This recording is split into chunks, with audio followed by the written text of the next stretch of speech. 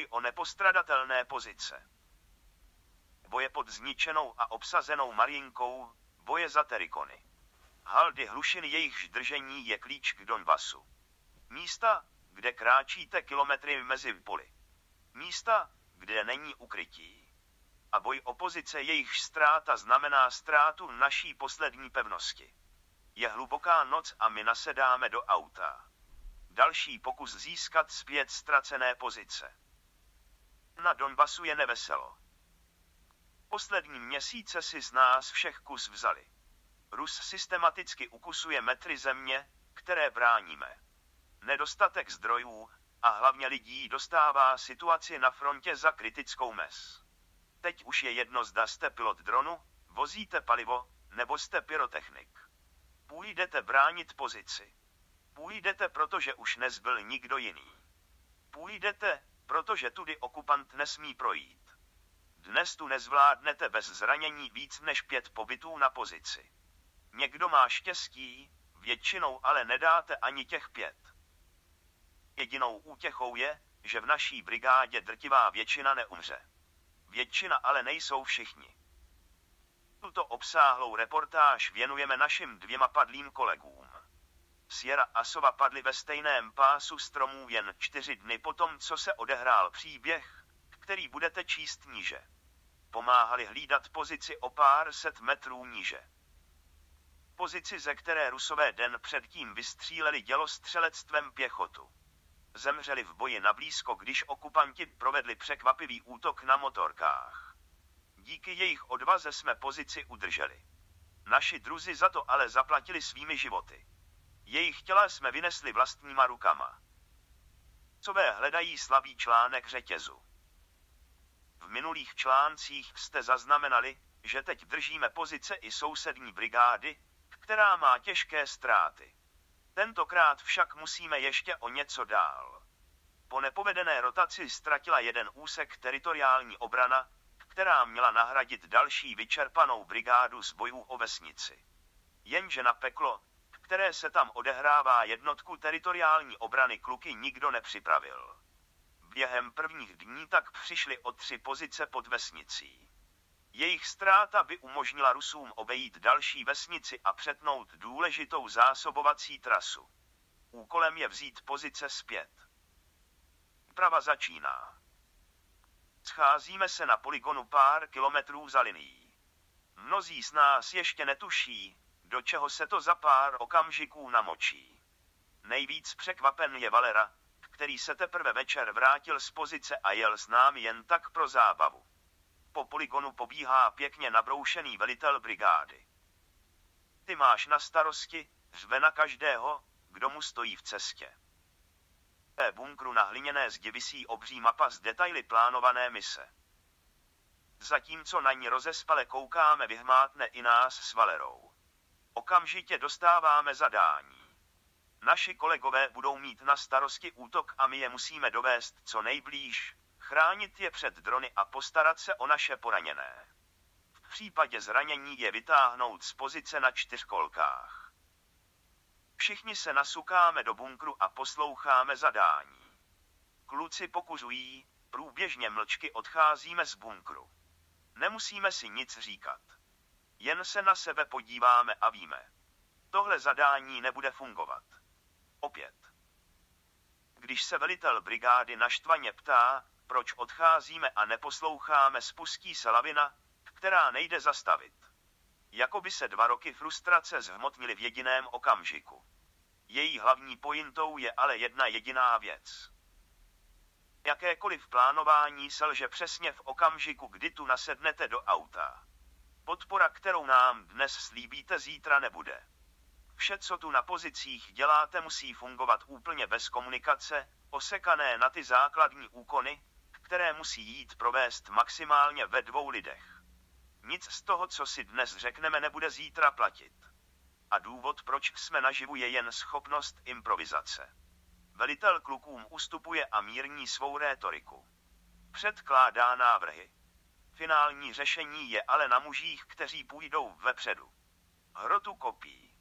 Všichni ostatní jim musí pomoct, jak nejlépe dovedou. Jediné, co z původního zadání zůstává, a shodneme se na něm, je podpora tankem a dělostřelectvem, čas, kdy začne a místa, která dělostřelectvo pokropí. Pro představu, tank může kluky podpořit v časovém okně maximálně 3 minut, pak musí zmizet nebo bude zničen. U akce, která trvá dlouhé hodiny, to může být naprosto klíčové, nebo to nebude mít vůbec žádný význam. Ovšem rozhoduje štěstěna. Počet okupantů, kteří budou na pozicích, se odhaduje na 15 až 20. Kluci musí jít jen v 8, aby měli aspoň nějakou šanci, že tam dojdou. Teď si chtějí hlavně odpočinout. Připravit se mentálně. Tihle válečníci ostatně moc na dlouhé řeči nejsou. My si ještě dnes, den před akcí, bereme rušičku a zkoušíme projet celou trasu až na točku. Místu, kde zítra kluky vysazujeme. Nelze věřit, že co bylo včera průjezdné, bude průjezdné i zítra. Potřebujeme vytipovat místo pro ukrytí 4kolek. Je brzké odpoledne, na nebi ani mráček. To není nejlepší čas na rozvědku pár set metrů od ruských pozic. Přesto víme, že trasu musíme projet, jinak tam zítra po tmě nemáme šanci dojet. Jinak zítra ohrozíme životy všech. Cesta života a smrti. Vyzvedáme Olega, vidíme se prvně, neznáme cestu a on je jediný, o kom víme, že touhle cestou v poslední době jel. Není to prostě naše teritorium. Bojí se, ale když vidí naše rušičku proti FPV dronům, uklidní ho, kolik stála dolarů, a slíbíme mu, že ho přivezeme zpět živého, tak nastupuje na místo spolujezdce. Projíždíme přes poslední most, který vypadá jak Emmental. Auto ještě projede, ale těžkou techniku už asi neunese. Cestou k poslední vesnici, kterou držíme, počítám 6 nově schořelých aut, které tu naposled ještě nebyly. Ve vesnici není žádný nepoškozený dům.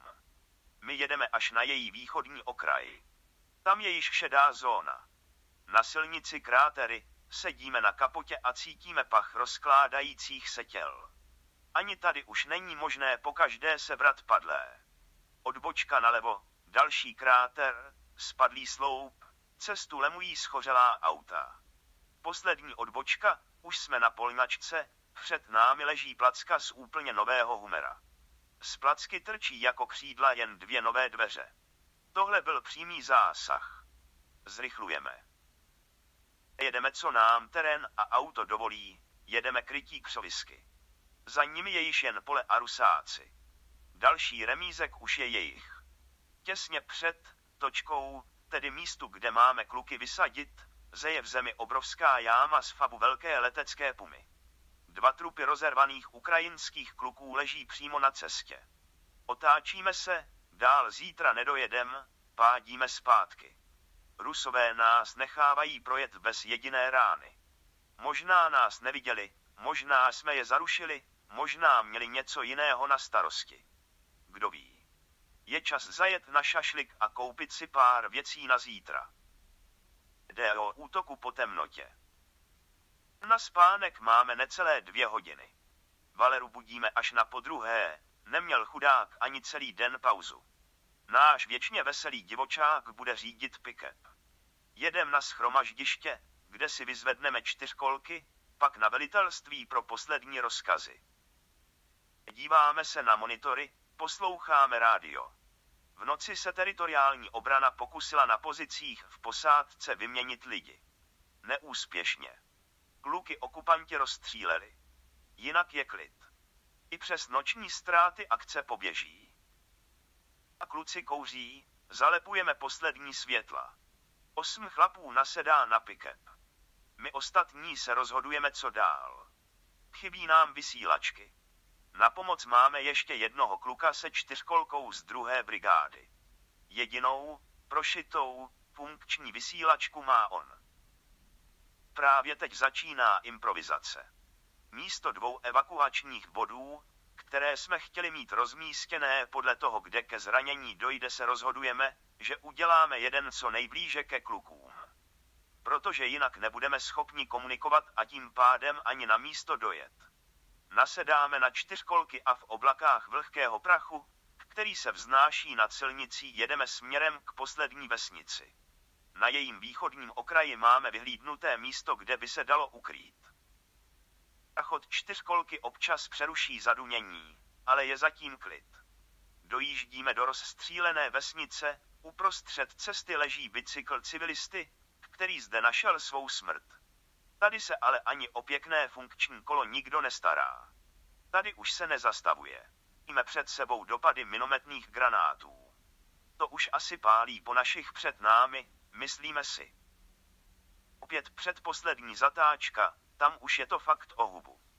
Po pravé ruce stojí 2 hořící budovy, které právě dostaly zásah.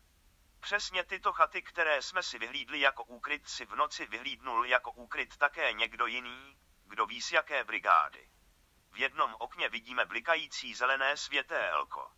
Možná ho prozradilo to, možná něco jiného. Zda je tam někdo ještě naživu, nezjišťujeme, to dnes není naše práce. Není čas, musíme pryč. Musíme najít jiné místo, kde se ukrýt. Táčíme se po tmě, hledáme ve vesnici jiné ukrytí. Na druhém okraji, dál od remízků, kam lezou naši kluci, ještě stojí pár domů. Zkusíme štěstí tam.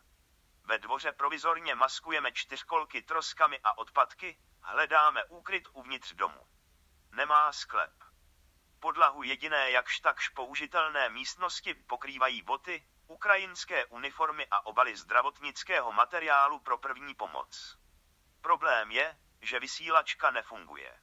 Žádná. Rusové dnes vesnici kompletně ruší.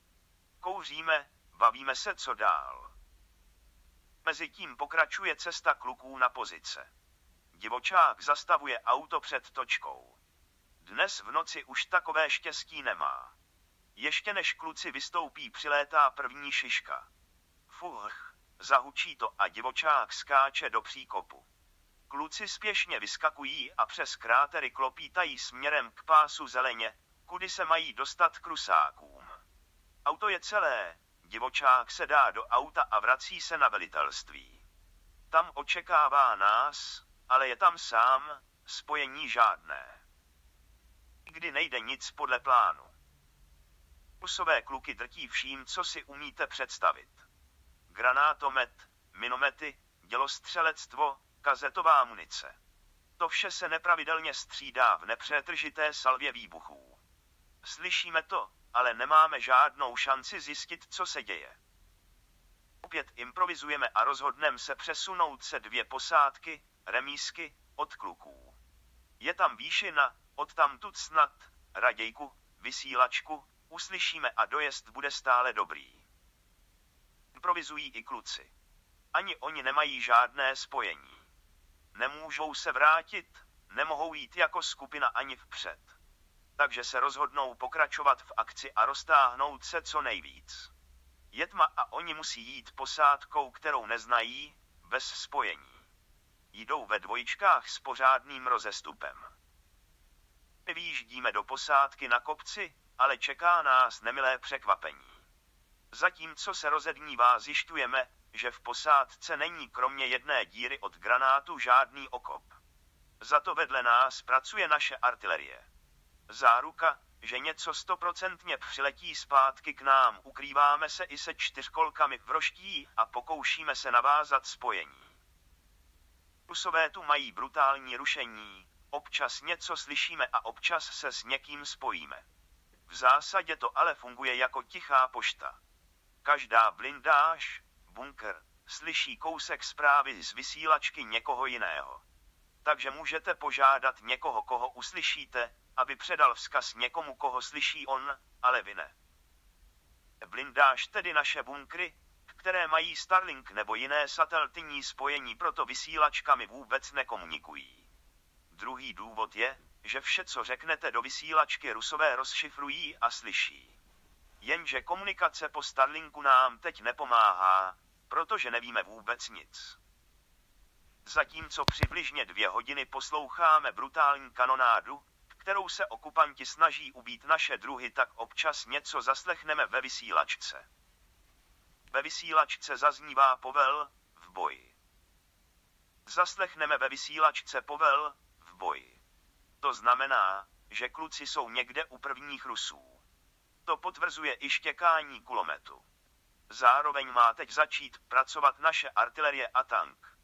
Což se naštěstí skutečně děje a velitel brigády má u nás za to plusové body, protože ne vždy se tento slib stane s nedostatkem munice skutečností.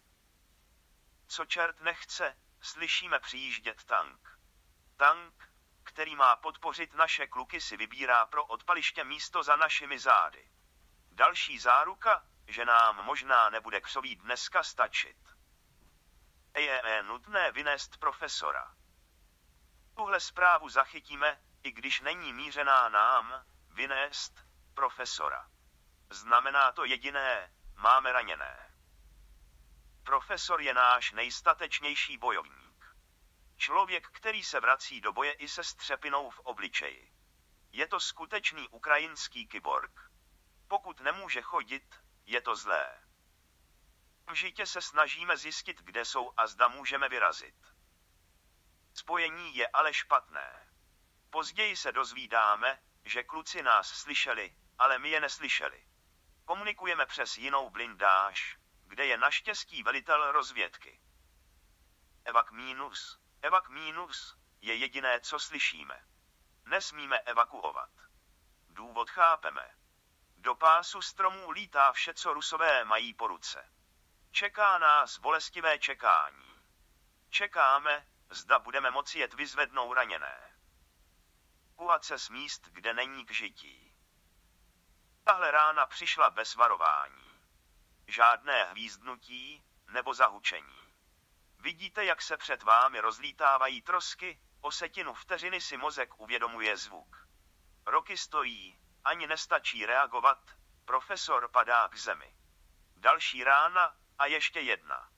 To už je i roky na zemi. Hasik, tedy granátomet, je svině. Přílety neslyšíte, ale střepiny jsou pěkně zákeřné. Pokud má střelec navádění z dronu, je to pro pěchotu zničující zbraň. Roky je skutečně tvrdý chlap. Přes obličej se táhne jizva jako památka z předchozího boje. Tam přišel o svého nejlepšího kamaráda. Snažil se mu ošetřit zranění na hrudi, když viděl z bezprostřední blízkosti, jak mu rozdrtila hlavu střepina. Od té doby nosí balistiku i na ramenou a krku. Teď se rozkoukává, profesor křičí, že to dostal. Rychle do úkrytu, skáčou do rozvaleného zákopu. Jsou jen asi 100 metrů od Rusů. Profesor silně krvácí z ramene a cítí silnou bolest v noze. Bota i s chodidlem je propálená střepinou skrz na skrz. Rameno je taky děravé z obou stran. Ostatní kluci jsou kdesi za nimi. Profesor se zkouší přesunout, ale nejde to. Bolest je silnější. Ozývá se palba z ruského pekače. Střely z kulometu jim létají nad hlavou. Opět pracuje granátomet. Pideři je nepropustí. Musí zůstat v ukrytí. Naštěstí má profesor vysílačku a může se domluvit s klukama na pozicích za sebou. Kromě nich jsou všichni zdraví, mají slušný úkryt. Až to půjde, zkusí za nimi proskočit. Zkouší se propojit s velením. Slyší, jak se zkoušíme domluvit na evakuaci, i to, že to velení zamítne. Předat zprávu přímo nám se jim ale nedaří. Slyší naše dělostřelectvo i tank, který valí umlčovací palbu. To jim dá alespoň chvíli oddychu. Sice v krvi, ale přesto oddych. Jarek s koljou za nimi zkouší proskočit, ale nejde to. V pásu lesa zeje 30-metrový otevřený úsek, který je třeba překonat.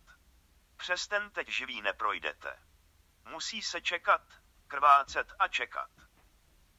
Zatímco kluci zažívají peklo na pozicích, my řešíme, jak získat víc informací, abychom mohli provést evakuaci.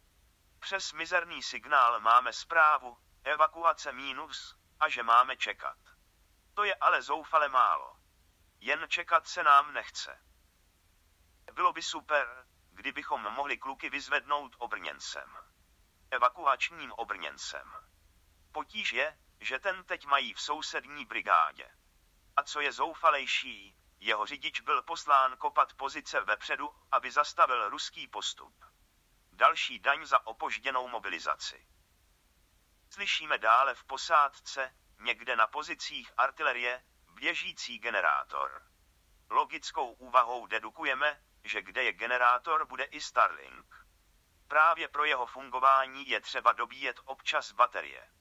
Necháváme čtyřkolky ve křoví a jdeme s Valerou pěšky hledat pozici se Starlinkem. Projdeme pár set metrů a generátor stichne. Za to se nám nad hlavu pověsí dron. Nejdřív jeden, pak druhý. Tyhle drony nejsou naše. To je nepříjemnost. Vracíme se ke čtyřkolkám s nepořízenou. Další cigáro, čekání. Slyšíme zvuk, který nikdy slyšet nechcete. Bzučivý pisklavý zvuk typický pro kamikadze dron. Pomalinku se přibližuje a bohužel letí naším směrem. Velká rušička je na evakuačním autě, tak zapínáme alespoň malou na čtyřkolce. To je tak 50/50, že vůbec něco udělá. Bereme do ruky automaty, zalézáme hlouběji do křoví, připravujeme se, že ho zkusíme sestřelit, aby vybuchl alespoň o pár metrů jinde, očima pátráme po černé tečce na nebi. Asi 100 metrů od nás zvuk najednou utichá. Není slyšet žádný výbuch, jen ticho. Kamikadze dron spadl. Důvod neznáme. Možná naše rušička, možná cizí, možná jen pilot vletěl do rádiového stínu, nebo došla baterka. Jelikož ale nemáme žádnou díru, do které bychom skočili, tak nám je to jedno. Hlavně, že je klid. Čekáme a diskutujeme, co dál. Jednoznačně musíme změnit lokaci. Tady sice občas slyšíme vysílačku a jsme blízko ke klukům, ale nemáme dost informací a z vysílačky je nezískáme. Jsme tu na ráně. Nechceme ale promeškat okno pro evakuaci. Jsou to rozhodnutí, které někoho mohou stát život.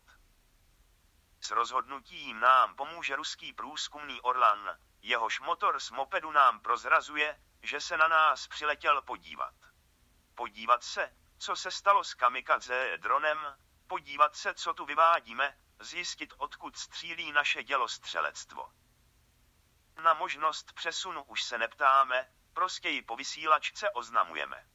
Vracíme se na velitelství, odkud je to na točku asi 20 minut. Roky sedí s profesorem sám v zákopu. Desítky minut mlčky čekají, zda se k nim podaří klukům dostat. Nikdo nepřichází. Je to na nich. Teď jsou tu sami za sebe. Profesor se nevzdává, zkouší chodit, ale nejde to. Nemůže se přidržovat rukou. Skákání po jedné v terénu taky nefunguje. Je pozdní dopoledne a teď už není na co čekat. Roky bere profesora na záda a metr po metru překonává cestu k evakuačnímu bodu. Zbývají téměř 2 kilometry. Kilometry, kdy může pokaždé něco přiletět. Po nekonečných 100 metrech si uvědomují, že takto to nedají. Dokonce ani Roky nemá dost sil, aby takhle kamaráda odnesl. Zbývá jediná možnost. Riskantní, přesto možnost. Oba si sundávají vesty. Někdo se pro ně vrátí později. Zcela nechráněni překonávají nejnebezpečnější úsek. Rusové mají jiné starosti. Sami útočili na pozice vedlejší brigády a teď se lížou rány. Roky se dostane až k další blindáži, kde čekají naši kluci. Teprve tady dostane profesor první řádnější ošetření. Nejhorší je, že je to jeho první akce od posledního zranění, kdy je rozstříleli kazetovou municí. Teď ho čeká další dlouhá hospitalizace. Ještě stále však není vyhráno. Na velitelství, kam mezi tím přijíždíme, dostáváme konečně více informací. Čekáme, až se kluci přiblíží k točce. Zatím ještě nevíme, že nakonec budou muset ještě dál. Konečně evakuace. Zapínáme rušičky. Dostáváme jasný pokyn, zarušit všechno. Tedy i frekvence, na kterých lítáme my i Rusové. Teď jde o všechno. A se dá se, jede se. Kluci nesou profesora, střídají se, Jdou přes mnoho pozic, které dnes drží jednotky teritoriální obrany. Jsou to chudáci. Vidí a cítí zkázu a chaos, který tu panuje. Na pozicích leží středně i těžce ranění. Leží tu 3 i více dnů. Nikdo je nemá odvahu odnést. Nikdo to ani neskouší. Pach smrti je tu všude přítomný. To ale není náš problém. My se musíme postarat o naše živé. Dostat ven naše, navíc nejsou síly ani odvaha. Štěstí nelze pokoušet do nekonečna. Válka je surová. Teď už se jede pod palbou. Minometné granáty dopadají na dráhu ještě dřív, než se k točce naše auto přiblíží. Kluci naštěstí vědí, co mají dělat dávno předtím, než nás vidí. Proskakují postupně okopem blíž a blíž k vesnici. 100 metrů může dělat rozdíl mezi životem a smrtí. A taky, že ano. Potkáváme je u vraku ohořelého pick-upu. 30 metrů před nás dopadá další granát. Auto zasype hlína a kamení. I přesto kluci velmi opatrně nakládají profesora na zadní sedadlo. Respekt k němu je neskutečný. Každá sekunda se vleče. Výbuch přerušuje zpomalený tok času. Zpátečka, otáčíme se, plynový pedál na podlaze. Tohle bude poslední jízda auta před servisem. Auto poskakuje mezi krátery, první zatáčka, druhá, rozbité domy kolem všechny uklidňují. Jede se domů. Je poledne a my vykládáme profesora na medpunktu. Tam jej ošetří mladé medičky, které pro raněné vždy najdou úsměv a slova útěchy. Profesor naštěstí neměl zasažen žádnou tepnu, jinak by téměř jistě nepřežil. Rozjíždíme se domů, podat hlášení. Tohle je i váš boj. Na Donbase dnes vítězí odvaha. Hlavně odvaha. Tam, kde dojde, tam Rusové prorazí. Abychom je zadrželi, potřebujeme techniku. Jedině tak vydržíme. Proto pro kluky potřebujeme upravené Hummery ve verzi Drost a mobilní hnízdo pro práci se drony. Vaše 1000 je to, co rozhoduje o úspěchu či neúspěchu na bojišti. A pokud jste doposlechli až sem, je to evidentně i váš boj. Zpět můžete pomocí odkazu, který najdete v popisku reportáže. Díky, že se nevzdáváte. Díky, že s námi pomáháte dál.